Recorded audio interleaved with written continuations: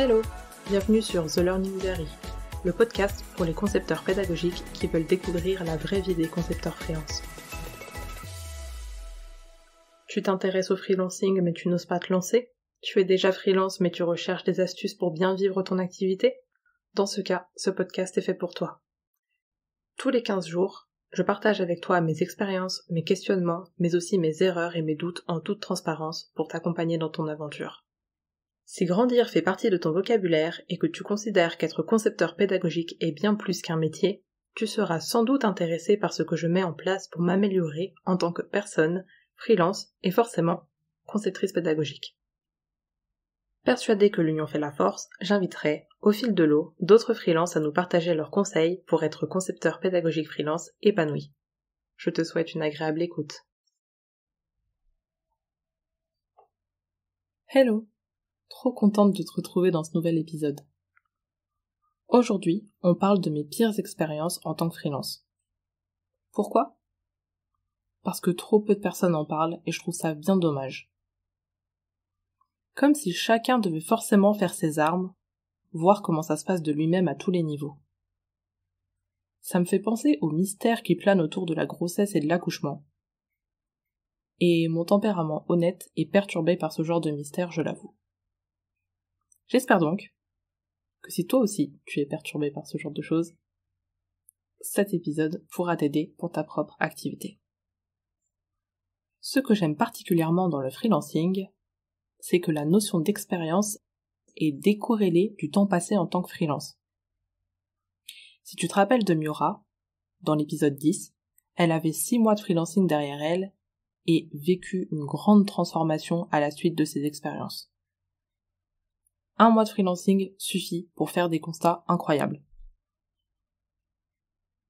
Je pense que tu l'auras compris, l'honnêteté est une valeur fondamentale pour moi, mais je ne la retrouve pas partout. Alors si c'est quelque chose qui te parle, cet épisode devrait te plaire. J'adore être freelance, pour tout ce que ça m'offre en termes de flexibilité et de liberté, mais il y a des situations que j'aurais voulu ne pas vivre tant elles ont été difficiles. Bien sûr, elles constituent maintenant mon expérience et je sais comment réagir face à ce type de situation, mais sur le coup, elles peuvent faire craquer. J'ai choisi de t'en partager 3. C'est parti pour la première. Une fois, j'ai facturé un client en 2 fois, car il m'avait confié 2 missions différentes sur la même période. Après avoir réglé la première facture, plus de nouvelles de lui pour la seconde. Je laisse passer les 30 jours de délai habituels, je relance par mail, pas de réponse. Je relance par SMS, pas de réponse. J'appelle, pas de réponse. Et tout ça pendant 1 mois. Je suis face à un dilemme, ce sont quand même quasiment 1000 € qui sont en jeu. À ce moment, j'ai peur, mais je prends la décision de les mettre en demeure. Je me rappelle qu'à ce moment, je viens de me lancer, et je me sens absolument pas légitime à mettre en demeure qui que ce soit, mais je ne vois pas d'autre solution. Abandonner cette somme n'est pas une option. Après avoir envoyé le recommandé, je flippe, car j'ai déjà vécu cette situation en tant que salarié et je n'ai jamais récupéré la somme due. Puis un jour, je reçois un mail de mon client, énervé, qui me dit que je n'étais pas obligé de faire ça et qu'il a déjà payé la première. Sans commentaire pour cet argument. Ils ont fini par la payer, et la surprise, c'est qu'1 an plus tard, ils sont revenus me confier une mission. Alors mon conseil, c'est autorise-toi à faire ce qui te semble juste. On passe à la deuxième. Depuis que je me suis lancée, je chronomètre tout ce que je fais pour plusieurs raisons. L'une d'elles est de voir combien de temps je passe sur mes missions clients. Le jour où je me suis posée pour analyser le temps passé sur mes missions versus le temps estimé et donc devisé, je suis tombée de haut. Je prenais quasiment le double du temps estimé. Du coup, mon conseil pour toi, suis ton temps passé pendant la mission et pas après, comme j'ai pu le faire au début. Ajoute toujours un temps pour les imprévus à ton devis. Revois le tarif avec ton client si ça déborde trop et surtout, commence à suivre tes performances dès le début de ton activité pour estimer au mieux ce que tu es capable de faire dans un temps imparti et donc mieux estimer ton devis. Autre anecdote, j'ai complètement raté le recrutement de ma première stagiaire. Je voulais qu'elle m'aide sur tout un tas de sujets liés à mon entreprise pour que je puisse avancer sur mes missions.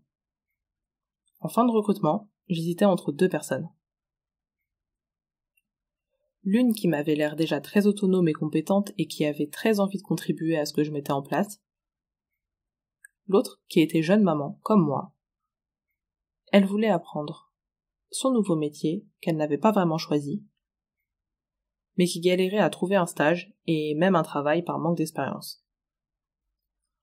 Pendant notre entretien, je l'avais trouvée très sympa. J'hésitais beaucoup entre les deux, alors j'ai décidé de prendre la seconde, parce que sa situation m'avait touchée, que je me reconnaissais en elle à plusieurs égards. Faut dire que si t'es parti en Chine et que tu parles chinois, tu gagnes d'office un point. Je t'assure qu'on ne m'y reprendra plus. On commence le stage, elle ne prend aucune note, elle lit à peine mes mails, arrive en retard à nos rendez-vous, elle oubliait même parfois. Une fois, elle avait prévu l'intervention de son plombier pendant notre point, et elle m'avait même quitté à son arrivée. Elle terminait bien plus tôt que prévu, parce qu'elle allait quelque part et devait prendre la route. Elle allait aussi régulièrement chez le médecin pendant la journée et sans prévenir, alors qu'elle m'en avait pas parlé pendant l'entretien. J'ai découvert qu'elle gardait son enfant tous les lundis, donc qu'elle travaillait quand elle pouvait. En fait, je suis vraiment souple, parce que j'ai moi-même besoin de souplesse pour gérer ma vie, mais pour moi, cette attitude n'était pas professionnelle.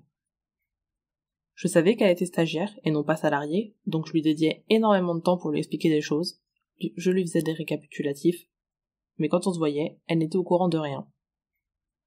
Au bout d'un mois, on a mis fin au stage. J'ai cru pouvoir gagner du temps, mais j'en ai beaucoup perdu. Et je ne supporte pas de perdre du temps. Alors, j'ai pris du temps à m'en remettre. Du coup, pour pas que ça t'arrive, mon conseil, si tu veux être aidé dans ton activité, demande-toi quel est ton besoin. Si c'est de gagner du temps, collaborer avec un freelance qui a déjà de l'expérience dans ce que tu recherches sera plus judicieux, même si ça te coûtera plus côté budget. Aussi, ne choisis pas seulement avec ton cœur pour éviter de vivre ce type de situation. Pose un cadre avec la personne qui travaillera avec toi. J'ai fait l'erreur de laisser beaucoup de liberté dès le départ parce que c'est ce que moi j'aurais voulu. Et après réflexion, ça n'était pas adapté à son profil. J'ai vécu bien d'autres situations galères au plus haut point, mais l'épisode va être bien long si je continue, et ceux-là sont ceux qui m'ont le plus marqué. J'espère que les conseils associés te seront utiles, et si tu veux discuter de tes galères, mes portes te sont grandes ouvertes. C'est plus facile quand on n'est pas tout seul face à ces situations. Ma question du jour: quelle situation souhaites-tu éviter? Et que peux-tu mettre en place pour les éviter? N'oublie pas que si tu te poses des questions sur les erreurs à éviter pour se lancer en freelance, tu peux télécharger le e-book que je t'ai créé dans les notes de l'épisode. Je te remercie d'avoir écouté cet épisode jusqu'au bout. Si tu apprécies le podcast, n'hésite pas à mettre une note sur Apple Podcast ou à me faire tes retours en me contactant sur LinkedIn en tapant Delphine Froid. Je te dis à très vite.